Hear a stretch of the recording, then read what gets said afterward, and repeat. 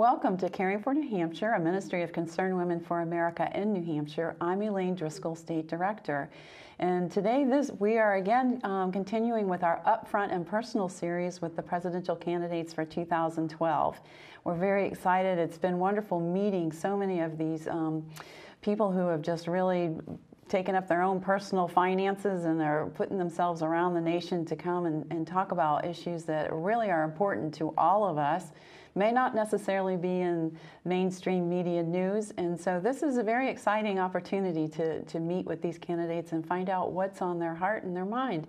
And so today we have with us Mr. Randy Crow. Welcome, Mr. Crow. Thank you very much. We're excited that you're here, and we know you were a part of the debates last night. Right, that was great. It seemed like it was a great event for you. It was. I love that room with all the presidents of the past being here, and that was really fascinating. Yeah, New Hampshire is really seeped in the founding history of our country. So. Oh yes, this is the fourth time I've run for president in New Hampshire, and so I have kind of developed a love affair of coming here and being involved in the presidential process. But this is the Institute of Politics. Right. That was the first time that I'd been there, and it was really fascinating. Yeah, they're a wonderful program that they have there, and they do a lot of very good things for helping keep us educated on what's going on in New Hampshire, as well as on the national news and in international news as well.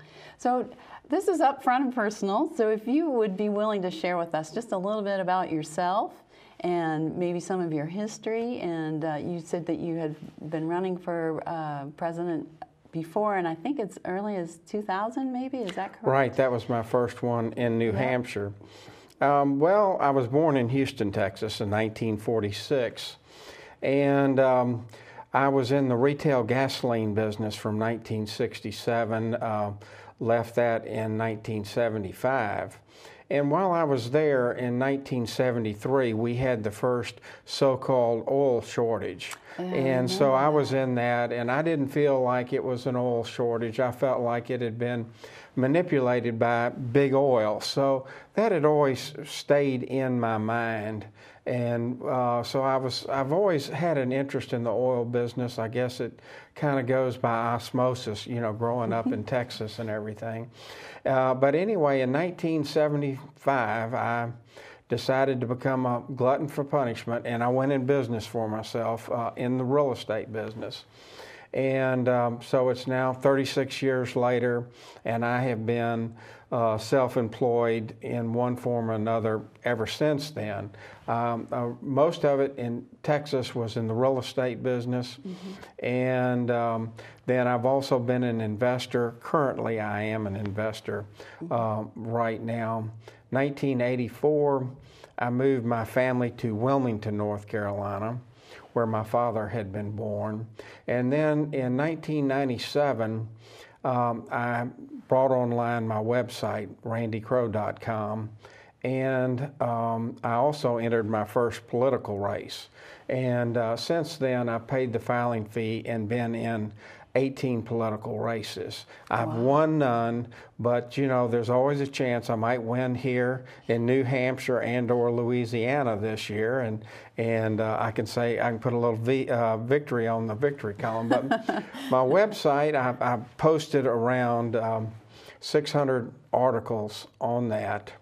And that's randycrow.com. Right, and I was getting about 100,000 hits per month, but I did bring it down in April of this year, and I might bring it back up, but I got in a bad mood, so I brought it down. And but anyway, I don't know if I should say this or not, but in real time, September 11, I felt like, and this is my opinion, that the planes were flown by remote control and bombs had been put in the buildings to bring them down, and I posted the same a couple of days later. So one of the things that kind of rankles a few people is that I have kind of I look at some things from a little different angle than some of the other people do, and so I guess, you know, I get some hairy eyeballs from people because of that.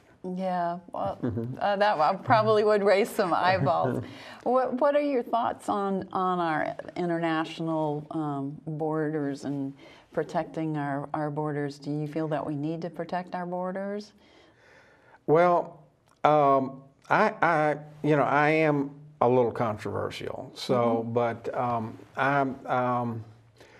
first of all, I'm an anti-war person. I don't believe in war. I don't like them. I feel like big oil, which I have been following for a long time, and I have a big problem with the wars that we have, and I see a consistent program of increasing the price of oil by taking product off of the market. Right. And I think it's deliberate, and I think that big oil is behind it. And I think that there is a method to the madness that a lot of people don't see. But what I see as an ultimate program is for oil to get so high that eventually it destroys the value of all of our currencies. So I'm very suspect about what's going on in Libya and all these other countries, because I see it as taking oil off the market and getting the prices up, and I think it's very bad for the United States and the people, because it's really going to inflate us as those things are brought up. But as far as borders are concerned, I grew up in Texas, right. And this company I worked for had service stations down in the valley, and I supervised and went down and checked on them, and been around Texas a long time. We never had the problems when I was growing up that we have now. I have a big problem with drones. I just believe that dropping bombs on people, surveillance, and all this other stuff, it makes people hate us, and it causes a lot of the problems that were out there. I have a big problem with sending, Blackwater type troops here, there, and yonder, and there's a lot of them in Mexico, and this Eric Holder deal with Fast and Furious, and our guns ended up with the drug dealers in Mexico. I'm really worried about all this going on so close to the United States, and we have in place right now what we need to send illegal aliens back. I mean, what we need to do is do what we're capable of doing. I went to Costa Rica this year, and before you can go there, if you want to move there, you have to, have proof of income so that they won't have to worry about supporting you. But while I was there, somebody got on the bus and checked my policeman from Costa Rica, came on a bus that I was riding, and I showed him, my passport. It was a copy of my passport. But we have what we need to send illegal aliens back, and we need to do what our laws tell us to do and send them back. And I believe if you have a work pass, then you should be able to come here. But I don't believe that you should work your way to citizenship or anything like that. I think if you're here illegally and we catch you, then you go home. And I think every state should do that. And that's just how I feel. But this thing about a fence and all of that, when we're not doing what we have on the books to do. If we were doing what we are capable of doing, and we still had a problem, but I did listen to a radio show, and there was a gentleman that called in that was a business owner in the Texas area, and he said, one of the things, he says, we already have all the laws. He says, all you have to do is announce that you're going to start enforcing the laws, and he says, and the people start leaving. And he cited an example in the local area where they had said that they were going to start, looking for people who were there not under legal circumstances. And he said, boom, they were like packing up and leaving and heading out the door. And so I think you've got a very good point there that if we just started enforcing the current laws we already have, that a lot of the problem would start to diminish on its own. So I agree with you on that point of having just enforcing the current laws that we have on the books.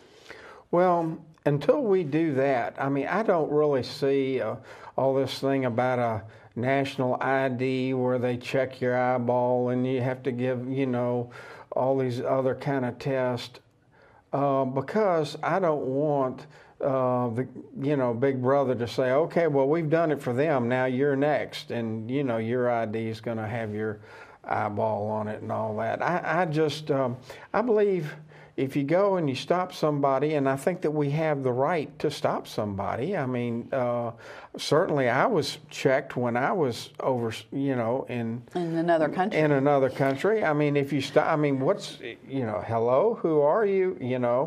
Do you have a little identification? Oh, you don't have the right identification. All right, adios, you're gone. But I mean, if you do have it, then that's fine. But that's the way it was when I was down there, and so I don't see what's wrong with that. But I don't like the idea of a national ID when we're not doing what we're doing now, because I think that it could be misused and it could be applied to you and me, and I think our lives are pretty well intruded upon as it is now. And have you gotten your smart meter yet? My smart meter? That's where the government's going to be measuring how much electricity you use in your home, so they can match that to your carbon footprint, and you get to pay taxes based on that. Oh, that could get me into another subject that would raise eyebrows. Well, that's all under our new health care law, so. These things, so much is going on that you just wonder why people just don't jump up and just, really protest. I mean, it's almost like it's one step after another to put us into a military dictatorship. I mean, it's just, who would have thought that, Americans would be declared as terrorists? And then as an example of that, then you have them killing them. And I think that this Alawaki was just basically set up for a test case just to be another step, that here's an American, we've got him overseas, he's a bad guy, let's kill him. But that's just a little step. And, because it establishes an American, we can kill them. And, but it just takes us a little bit closer to next day, here, Randy Crowe says that something's not right. Boom, he's dead. I mean, it's just a marching down to a police state situation that people would not have stood for. I mean, you step back and you think of the things that are going on, and you kind of wonder, why isn't the whole world right in front of the White House protesting? I mean, the military now can... Well, actually, a good portion of Americans did go and protest in front of the White House, and they were called the Tea Party. And there were thousands and thousands of people who showed up. That's great, but some of the things that are happening to us now, being declared as terrorists, that we can be whisked away, and indefinite detention. I mean, when you think about... That's under the Patriot Act, correct? Well, I guess it started under that, but I think it was reiterated in this military authorization that they just got finished doing is what I was thinking there. But it's you just wonder. But this gets on to one of my major problems that I see in this country, and that is, and I don't believe that we're ever going to be, the America that we know we are until we solve this. But if an entity or a company gets money from the government, I do not see how they can contribute to political candidates without it being a bribe. I mean, that's just, and until that link is broken, I mean, you had $13 trillion, which we can't even figure out how big that is, but it's humongous big. I read that 13 billion is so much that it could have gone to pay off every single mortgage that was in the United States, every single one. And yet it went to the banks. The banks are not loaning the money out. They're keeping it. They've got all these derivatives and all this other stuff. They're gambling with the money that we gave them to speculate all over the world on different things to get these types of things. So I just think that until the link is, I mean, and these big companies have been financing a lot of the politicians. And that's just bribery, pure and simple. And until that stops, we're never going to be America as we know it, because the people that are elected are getting the money and are getting the money from the people who are receiving the money. It is a tit for tat, and I don't know how we're going to stop it, but I don't believe that we are going to be the country that we think we are until that is stopped. What ideas do you have about balancing our budget? Well, I was just thinking about that. One thing, the Federal Reserve they charge interest. It's a private corporation. It's unconstitutional. It charges interest. That's like 40% of our budget goes to these banksters that illegally formed this. Lincoln had the greenback. The Treasury Department issued the money, and there was no interest charged on it. It was just a form of money. If we got rid of the Federal Reserve and had a greenback, a currency that was issued the way that it was supposed to be under our Constitution, don't give this right to a bunch of rich people that make all this money. You're talking about reducing the cost of operating this government a tremendous amount, because when you get the Department of Treasury to print the money and to put it out there, there is no interest charge. So you're talking about reducing the money that we have to pay out, like about 40%. So I think that would be one big step in the right direction to balancing the budget. And that would be, just to help reiterate, you're talking about putting some kind of a solid association with the promissory notes that we have, that we carry around in our pockets, with something tangible. Well, some people say, have it tied to gold and silver, and I have studied gold and silver quite a bit, but really it would be backed by the United States, and so in a way it's gold and silver and oil and ingenuity and this, that, and the other. It's really the things of value that are out there, but it would be something that you wouldn't have an intermediary or another outfit out there like the Federal Reserve supplying money to the government and then charging the American people interest on that. That's a mess. You would have the government issuing the money, and there would be no interest charged. There would not be this third party out there that has this. No ATM fees. Yeah, that has this whatever it is. It's so much money, it's hard to figure. But I mean, something like $400 billion a year goes to pay the owners of the Federal Reserve, and then I don't think they're up to any good helping this country at all. Then they use that $400 billion for the things that they think are important, but it's not the American people. But they're not going to let that happen because they've got this cool system about we will contribute to candidates if they will give us our kind of a franchise to print this money and to make the interest off it. Until that is broken, I don't see how you're really going to put a dent in changing the system. Mm-hmm. Because you've got politicians that have been around there for years. You say term limits. Well, you're never going to have term limits as long as you've got these people that have got this giant source of fund making $400 billion a year, buying the candidates and telling the candidates, look, we own you. Don't even think about leaving after 4 years. So, until that system is broken, I don't see how we're going to be the America that we think that we are.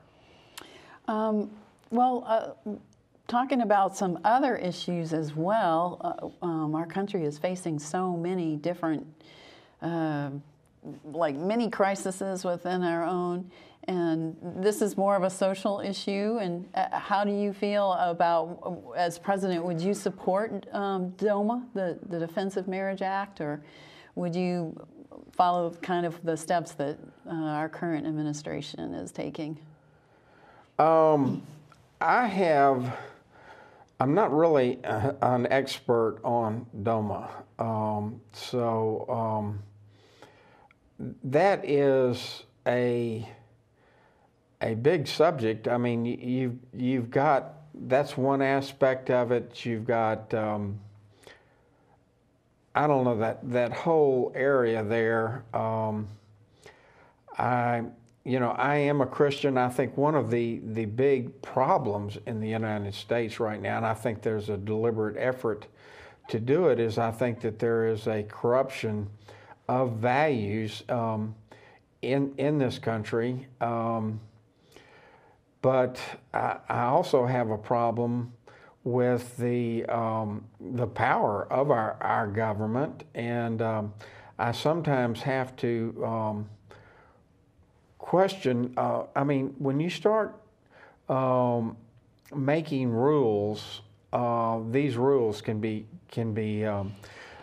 used in many ways. I think that there's some corruption out there that are behind some of these things, because they're looking beyond this law and that law into basically controlling all aspects of our lives. And so what they like, I don't like. And so I have to look at these things with a certain amount of suspicion and wondering what is the method to it. Are they trying to use these issues for a longer range? Well, we can control this and we can control that. We're going to make you have children, and they are going to be turned over to the state, and we are going to have only a certain amount of children, and they're going to be in this, that, and the other. I think that when you start controlling and passing laws that have too much of a fixed point, that there's somebody out there saying, I believe we can use that for an ultimate plan there. But I definitely, I'm 100% behind marriage being between a man and a woman. That's it. That's all.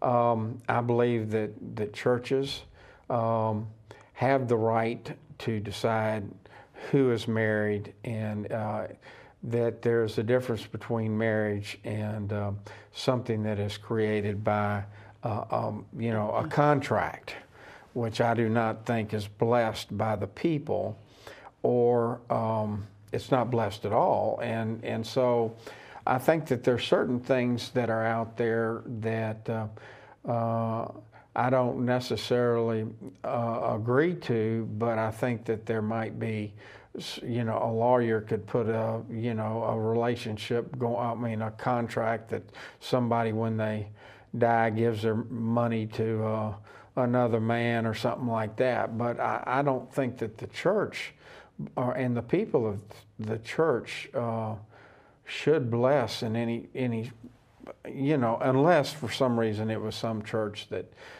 wanted to do that. But I believe that it's up to churches to bless marriage. Well, you know what, we are just about out of time, but I wanted to thank you so much, Mr. Crow, for coming in today and sharing with us what's on your heart and what you see as the issues that we as a nation are facing.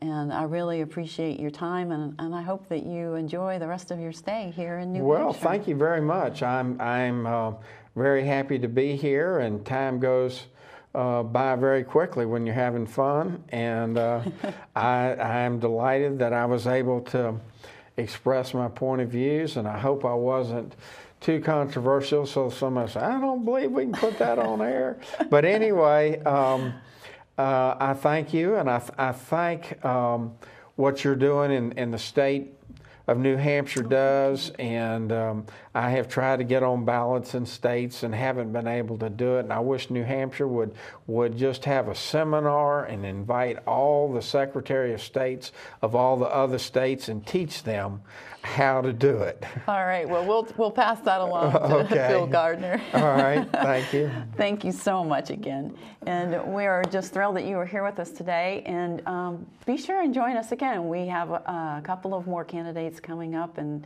this is just a wonderful opportunity. So God bless you.